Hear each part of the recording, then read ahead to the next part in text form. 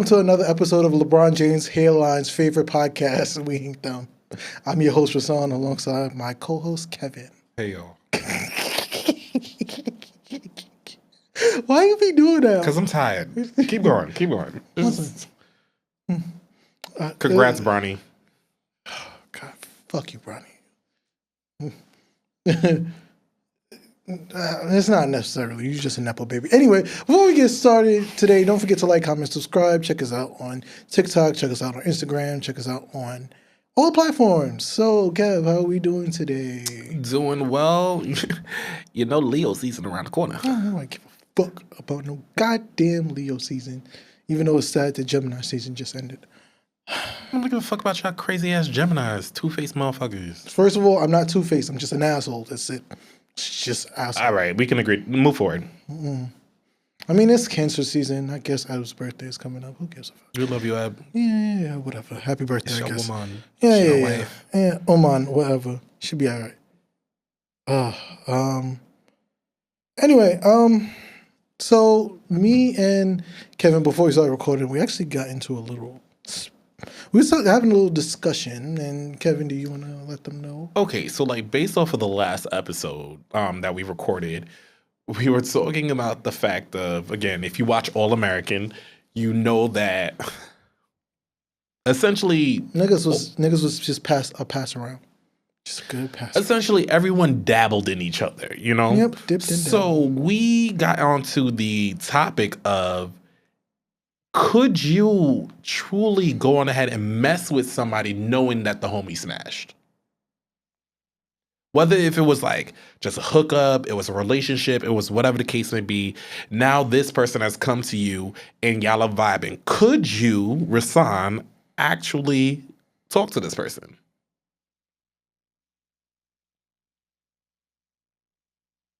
Yeah.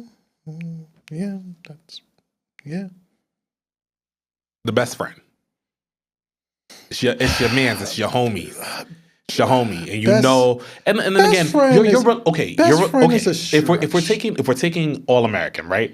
Their relationship with each other, the Vortex's relationship with each other, ebbed and flowed for sure, right? Mm-hmm. So there was a season for every relationship, hookup, situationship, whatever. You know what I mean?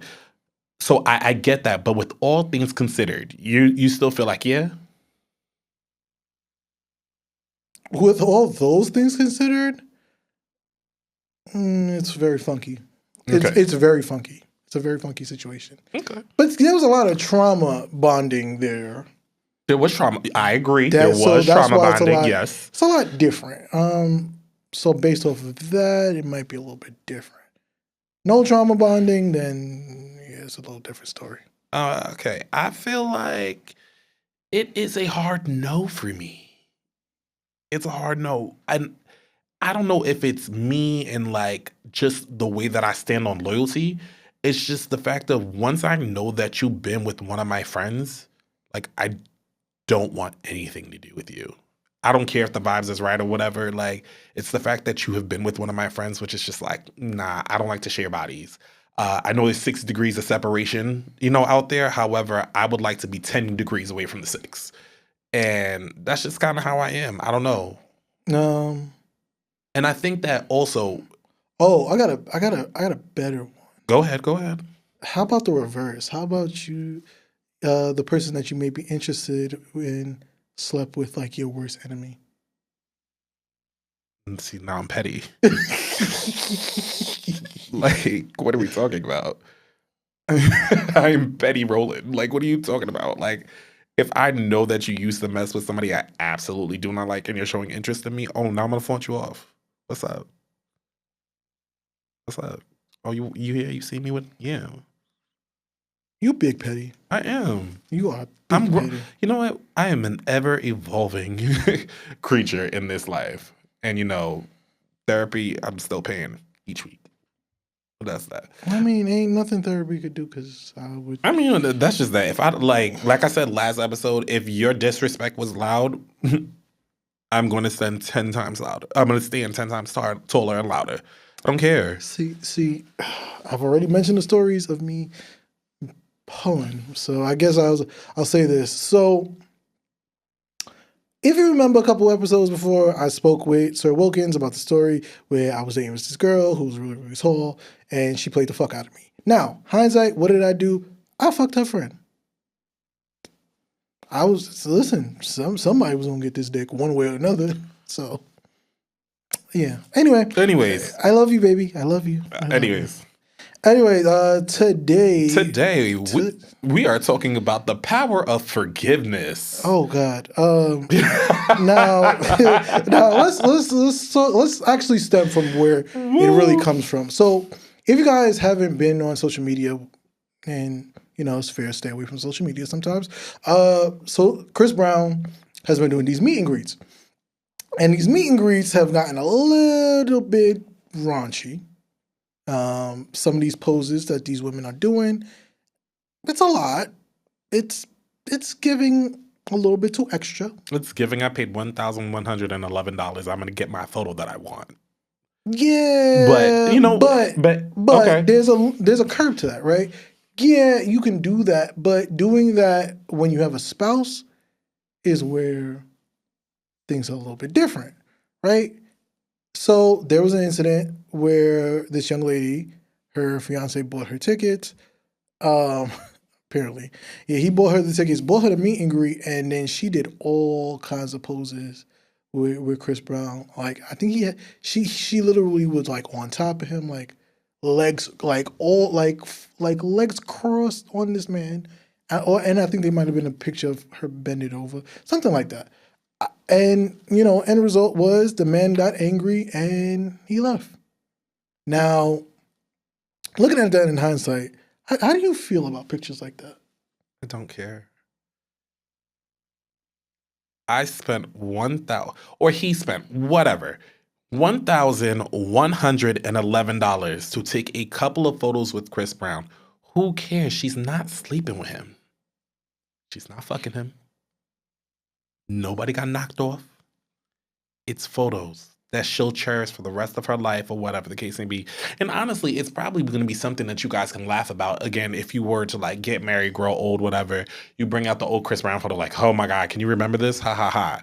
I don't think it's anything that serious to break up a whole engagement over. I just don't think it's that serious. And I hope you don't either. All right, so I think we previously talked about another incident that happened. Oh no, I previously talked about another incident that happened where I think a girl was at I forgot which concert she was at. Some Nigerian artist. It was a Nigerian artist. I know that for sure. I cannot remember which artist it was, but she got called up to the stage. She had her boyfriend who was there. She got called up to the stage. And then he's doing like all kinds of stuff with her on stage, and everybody's like taking pictures of him and embarrassing him and stuff like that. Like, I don't know. There's a weird thing about public embarrassment that a person's ego can't take. Right? Okay.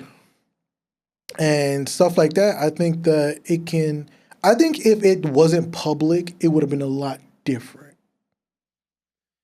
Then I pose the question because there is a previous episode that we did have, right? Mm-hmm. With me, you, and Eb talking. And we talked about Keke Palmer. I knew this was coming. You talked about Keke Palmer, right? And how I said I wouldn't care. I remember Eb said that she wouldn't care. So you really think because it's public, that's what makes it worse? Yes. Okay, I need you to get the fuck out of here. Like, okay, I don't know. I need you to get the fuck out of here. And here's the funny part about it. The funny part about it is this. Yeah, in hindsight, I realized like, it's just a dance. And then because it's crazy that we talk like this. But yeah, I'm Caribbean, especially that I'm Trinidadian, Ebony's Trinidadian. There's fests that happen all the time. She may wind up on another man. I may wind up on another girl, and you leave it at the party. That's it. You leave it. I don't know. I guess it's weird because that whole I don't know if it's the public in general or maybe the social media part that gets things fucked up. Because we got to think of another example, like Chance the Rapper, right? Okay. Chance the Rapper and his wife. Yes. Chance the Rapper, I think, where was it? Toronto. It was in Toronto. Well, no, I thought this was Jamaica. It was in Jamaica. I thought it was Toronto. Anyway. Either one. He was at a fete. Yeah, so he was doing some carnival, and the next couple of days, his wife comments about it. Everything goes quiet. Then a couple months later, they're getting a divorce, and it's like we don't know what else happened behind the scenes, right? There's a lot of shit that can happen, and public display can cause a whole lot of issues. It really, really can, right? I just think it goes into like the male ego and dominance of it all. Like at the end of the day, like I agree, right? Like if you want to dance, you can dance. That's fine, right? Like I have a friend of mine who's married, so like we go to fetes all the time, right? She'll dance. It's not a problem because again, that's the culture. But if you ask on her to sit down and bruck, she's not gonna bruck on you. You know what I mean? Because again, she is married, so there is a level of respect that comes into that, right? So if we're gonna talk about that, cool. If we're talking about pictures that I paid for, you know what I mean, and that are just pictures, I don't agree with that. I think that again, who cares about it? Now, if you're telling me that like you took these pictures, Chris Brown took you backstage VIP, and then you went to his trailer and then the hotel and all, now I have a problem. Even if we're at a concert and it's like you're doing whatever on the stage, okay, get your life, ha ha ha. That's my baby, that's my boo. I support you, yo. I feel like I'd be that shit like, get it, yo. Are you kidding me? That's crazy. And then we move forward because social media is not real life, and Chris Brown is not in real life either. And I only have to revert this because now I'm like thinking about something that did happen. There is a video. Luckily, it's not public. There was a video where we went to this event. Why is the name of the event like hurting me? Anyway, so there's a video where I was on stage and there was like, oh, you have to perform. You have to perform like you're air humping, right? So as everybody's on stage and everybody's trying to do a competition, so then I'm on stage, like, and it gets crazy. Like guys are taking, like it's me, two other guys, all of them taking their shirts off. I'm not taking my shirt off. Fuck that. I'm a big boy. I gotta listen. I gotta respect my gut. I respect my gut. I'm not doing it. But the crazy part is I won. No, taking your clothes off, all that, and I won. And there was a recording. People was recording. There's definitely a recording of it somewhere. And Ebony was there, cheering me on, talking about that's my man. So I think so now I have to think about it and go, well, that's public. If it would have went on social media, it would have went on social media. And now I look like a clown because I'm saying what I just said. Yeah, I just think it goes into how much life you're putting into it. Again, at the end of the day, your relationship is your relationship. You know the partner that you're with. You know the boundaries that are set. You know the do's and the don'ts. So again, something as simple as a photo with a celebrity really shouldn't be a deal breaker itself. If it does become a deal breaker, then that means that the foundation of your relationship might have been a little rocky to even begin with. And you should look at yourself. Also, I now remember the name of the thing, but because I know that certain people watch our show, I will not detail the name of the show because I don't want people.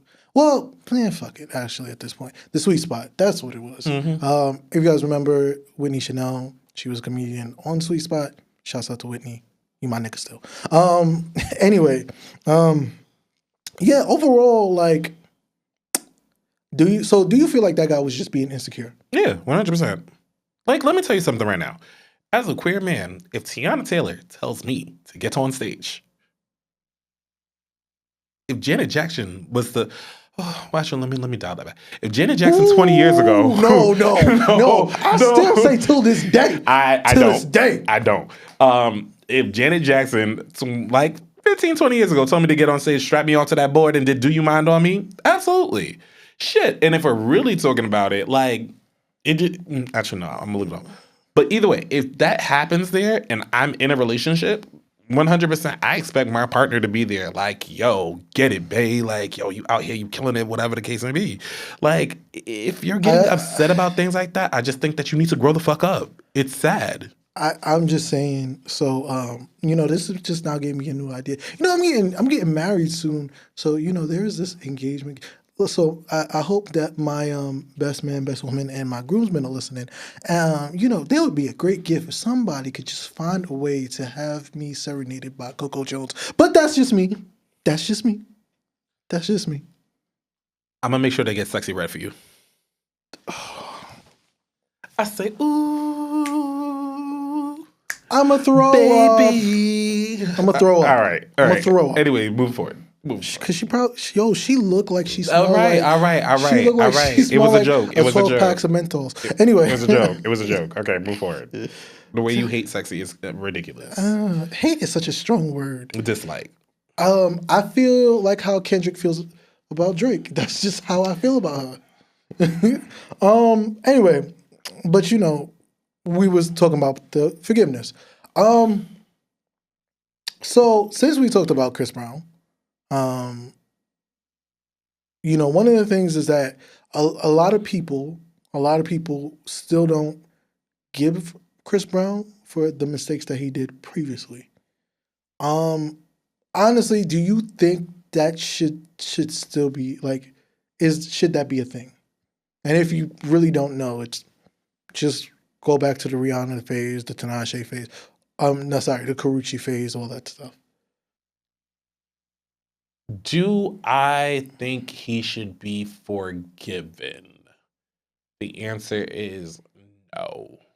The reason why the answer is no is because he continues to display actions that show that even though he has put out an apology out there, he continues to act the fuck up and wild the fuck out. So what is there to forgive? I don't understand. If we want to talk about should we forgive him for the Rihanna situation, then yeah, that happened man long ago. Was he wrong? Yeah, he was wrong. Is he still feeling the stings from that? Yes, but he's also feeling the stings from that because he continues to act the fuck out and be fucking crazy. So okay, I'm gonna top that. I'm gonna top the question because I think that because I feel like Chris Brown is a horrible ugh. Okay, I'm gonna top that. Cringe. Why do you think? Because he still has a huge fan base. Why do you think that especially a lot of black women specifically, why do you think that black women are still so stuck on not moving on from Chris Brown? Not moving on from Chris Brown?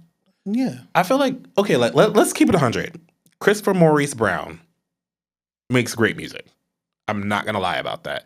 Granted, I will never sit down and listen to a whole Chris Brown album because he wants to release 31 tracks on one album, and I'm not doing that. It's too much fucking work.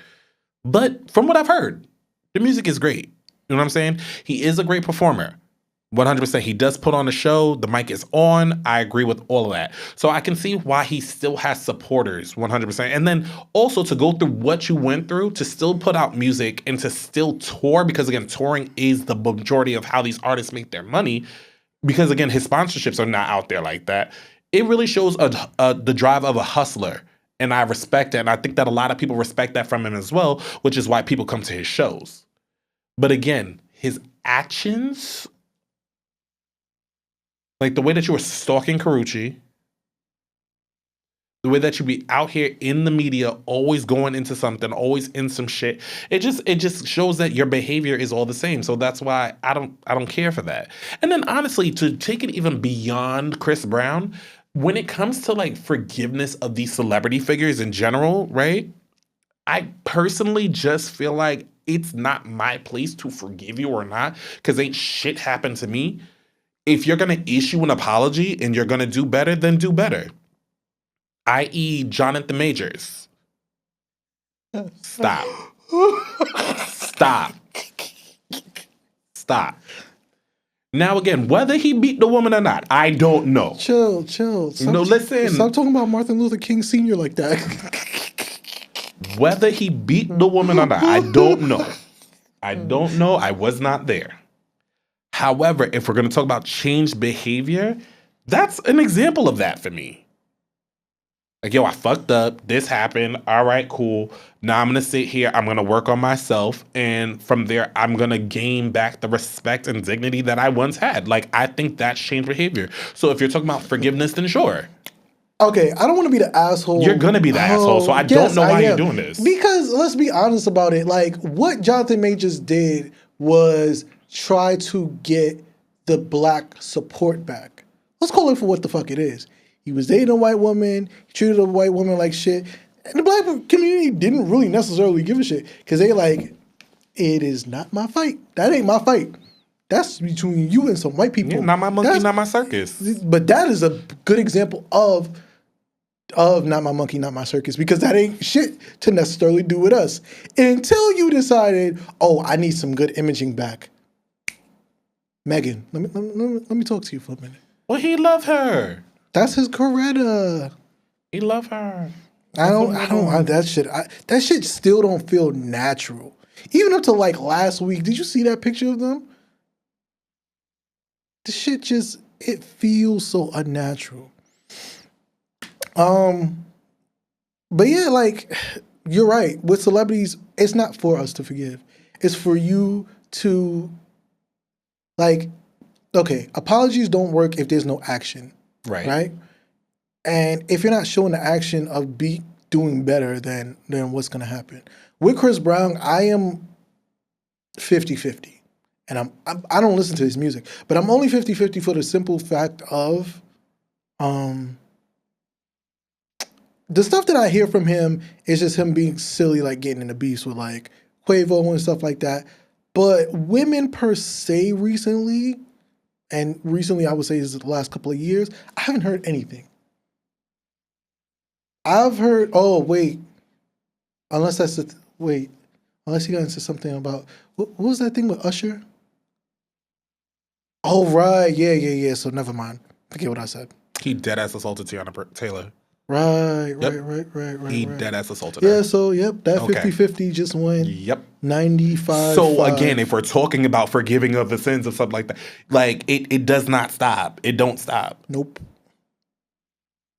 It don't stop. So, I was like, okay. I was going to actually look for the date of it, but yes, he recently attacked. I'm still trying to figure out why Tyler came off that tour with Chris Brown. Ain't nobody telling nothing, and she is not telling nothing, which is very interesting. Because I heard about I was watching Charlamagne's podcast with Andrew Schultz, and he was like, "Oh, well, Tyler's PR team said that she can't talk about that. Why can't she talk about it?" That's interesting. That's just me. All right, so let's go down to like more of a standpoint of like us. Okay. Just not celebrities. Just okay. Yet. Just us chilling, right? All right. So give me a time where you had to make a decision. You didn't have to yet. You didn't forgive anybody yet. You had to make a decision on if you wanted to forgive a person, and did you necessarily forgive them and why? Okay. You're asking me if name a time whether I had to make a decision to forgive someone or not, and whether I did or not. Correct. And the process of that. Correct.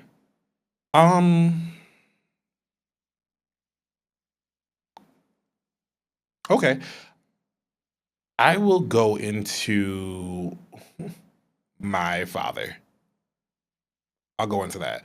Long story short, and anybody who knows me knows this story.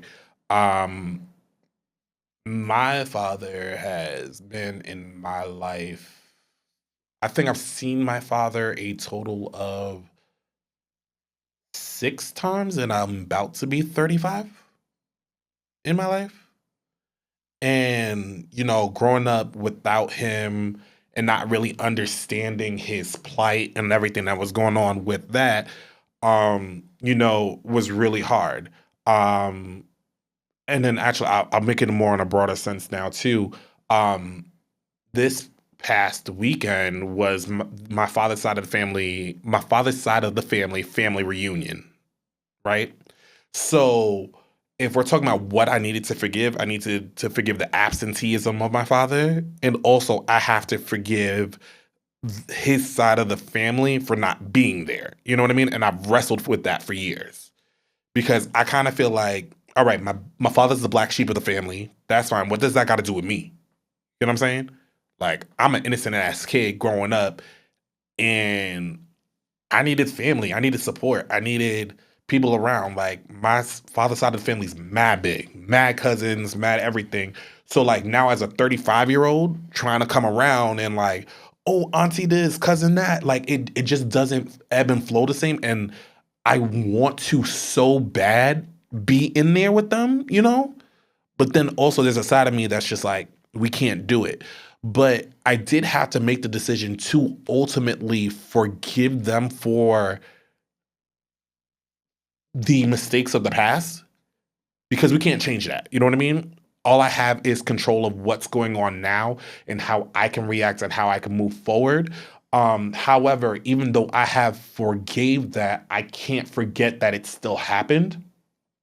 And I still need to do the work within myself and, you know, with therapy, with prayer, through guidance to see if I could eventually get to that point with like my cousins and stuff like that. Cause again, we're all around the same age. So we're family at the end of the day.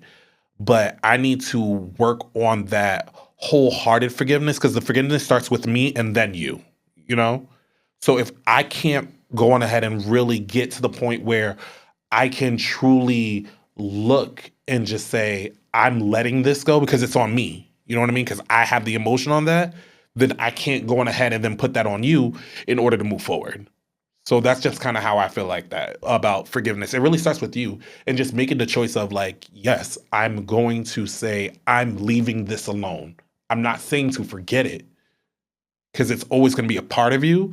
But am I always going to go back to the fact that it happened? That's the part that I need to work on with myself. But over to you. What's your standpoint? You kind of took the other question I was going to ask you. Oh shit, my behind bad, bro. it. But it's fine. It's actually You fine do- because I like that you put everything, intertwine everything together.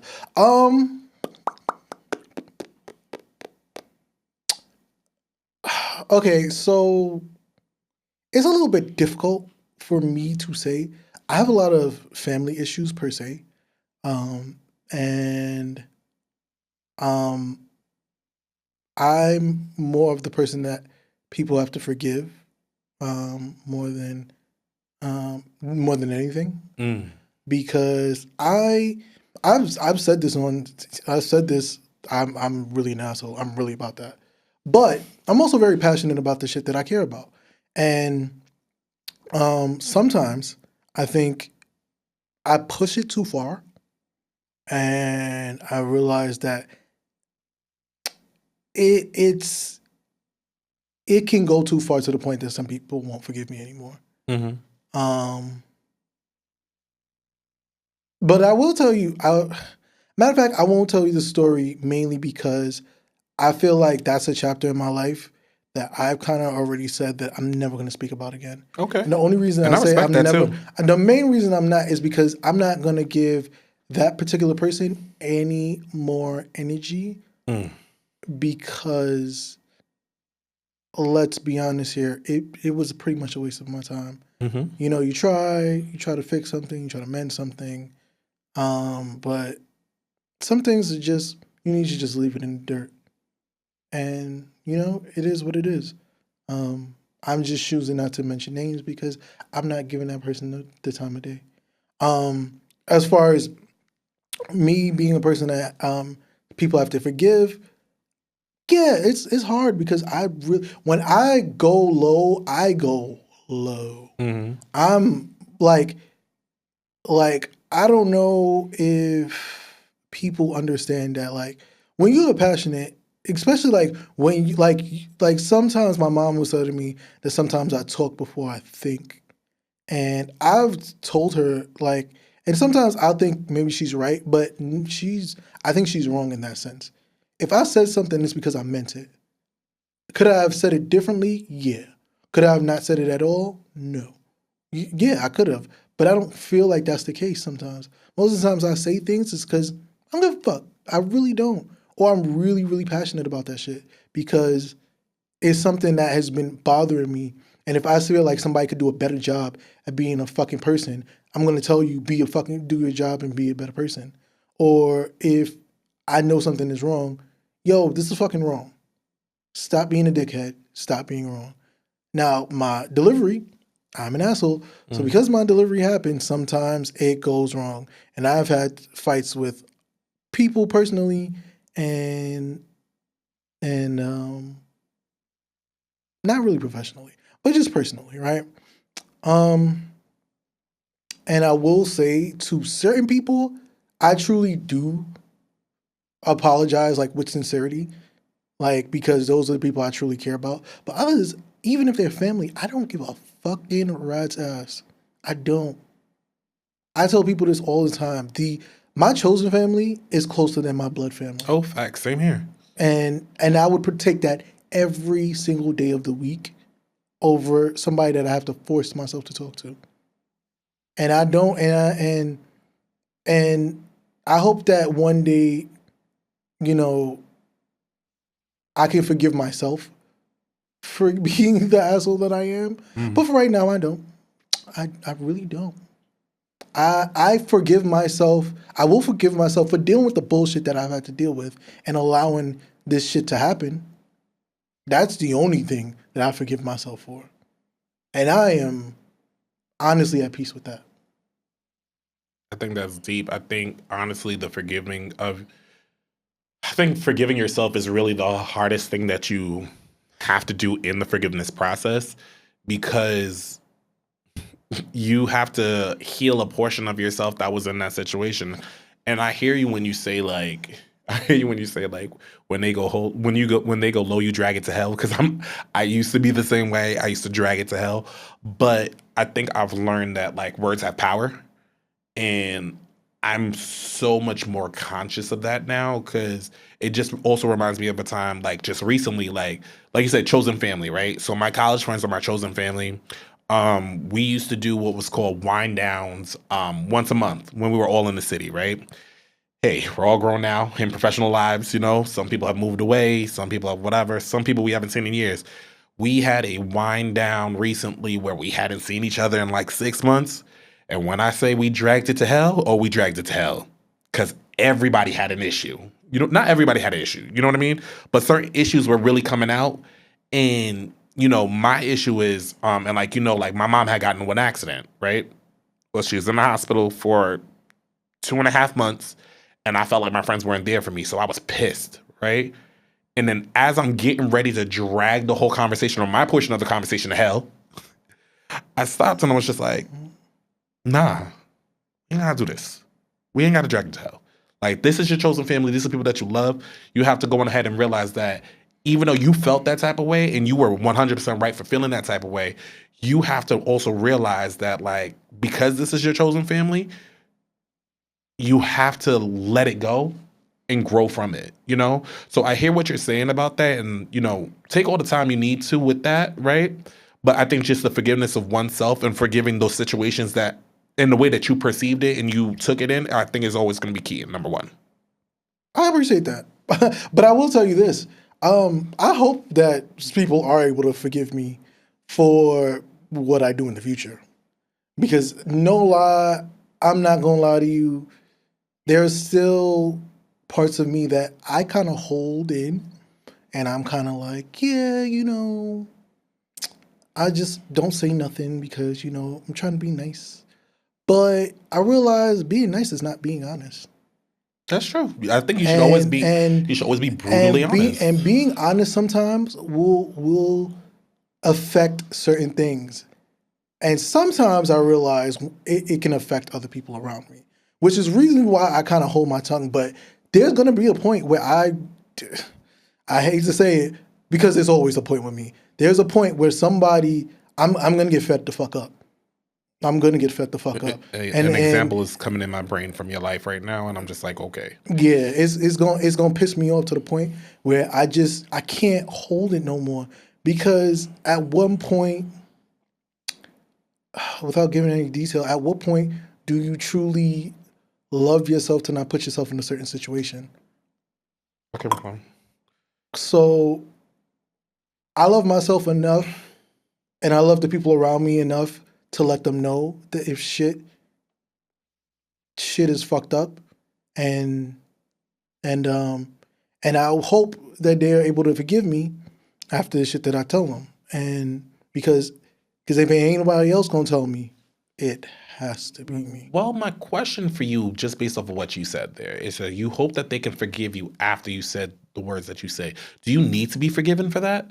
Or did you say what you said and it's not changing over there?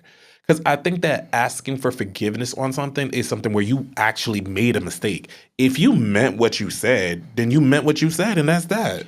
I think, okay, yeah, you're right. I think I should say that I might apologize for how I say it.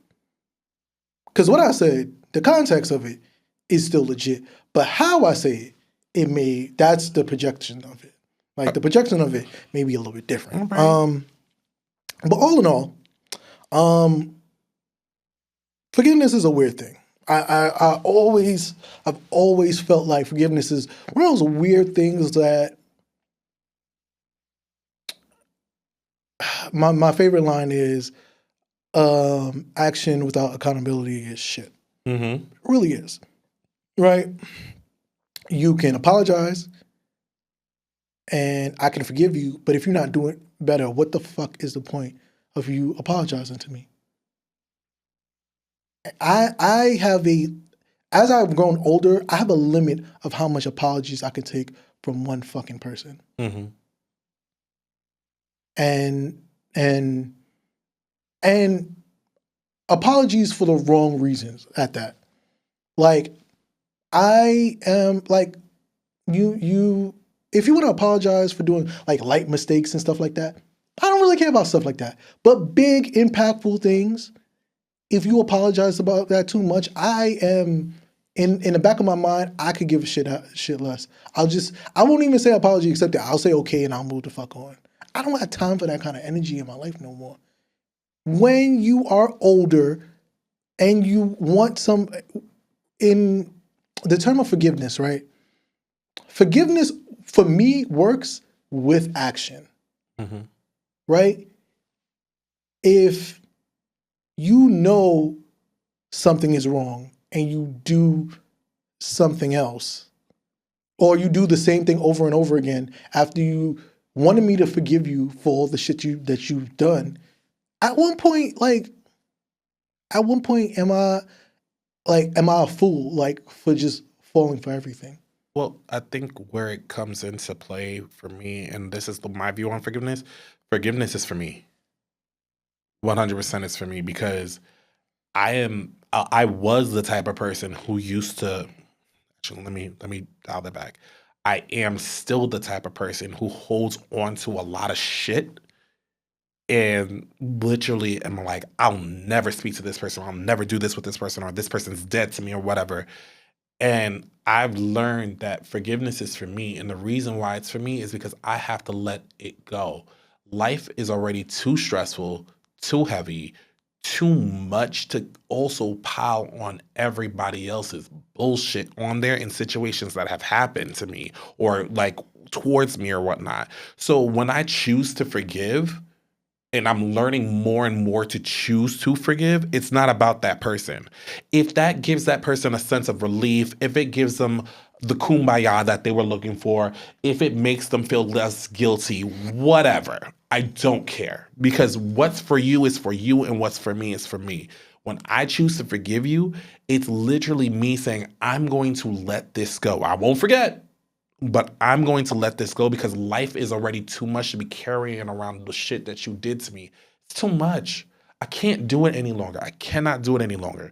So that's why when I even speak about like, the situation with my father and whatnot, and just other things that have to do with that situation that I won't discuss on camera, I had to choose forgiveness in that because I do not want to sit around and be the broken black boy that I was years ago. I have too much going for myself right now. I'm at the pivotal age of about to be 35 years old. I'm thinking about settling down with the partner. I'm thinking about housing. I'm thinking about, it kind of pains me to say this, but I'm even thinking about children. You know what I'm saying? And if I am in a situation with my partner where I'm going to have children, I can't bring that brokenness into their life because I'm sitting there and I'm fixing that cycle, and I am going to correct that. I've been a great godfather. I've been a great uncle. I've been a great Mr. Kevin to people in their lives. I need to bring that person into the future. That little boy who was, 6 years old at home waiting for his father to pick him up and he never showed up with no food in the house, that Kevin has to sit there and just say like, hey, that happened. It hurt, but look at where you are now. So forgiveness isn't for that person. The forgiveness is for me because I have to move forward. I respect that.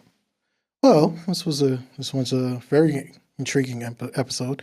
I'm happy I was able to do it with you. Yes. It's always. I mean, I think that, and again, I think conversations like this as Black men are so important because, again, we do have certain stigmas, certain traumas, and certain just lifestyle that we have become accustomed to, and we don't talk about it. But again, forgiveness for us, I think more conversations like this opens us up to really understanding the different topics and different, scenarios that happen in our lives. And, just gives us new perspective. So I'm thankful to have this conversation with you as well, bro. Thank you. Thank you. Well, with that being said, I'd like to thank my co-host as always, Kevin. Definitely don't forget to like, comment, and subscribe. Check us out on Instagram at We Ain't Them. Check us out on TikTok. Check us out on YouTube, of course. Check out our other episodes when you get a chance. And yeah, we're really happy to have you guys. And thank you guys for watching our stuff. And most importantly, fuck Columbus Short. You could suck a fucking dick, you piece of shit motherfucker. I'll never forgive you. You a bitch. You a whole bitch. And I hope that your career never takes off again, you stupid, bald-headed bitch. Anyway, I've been Rasan. It's been Kevin. And we'll see you guys on the next one. Later, y'all. Later.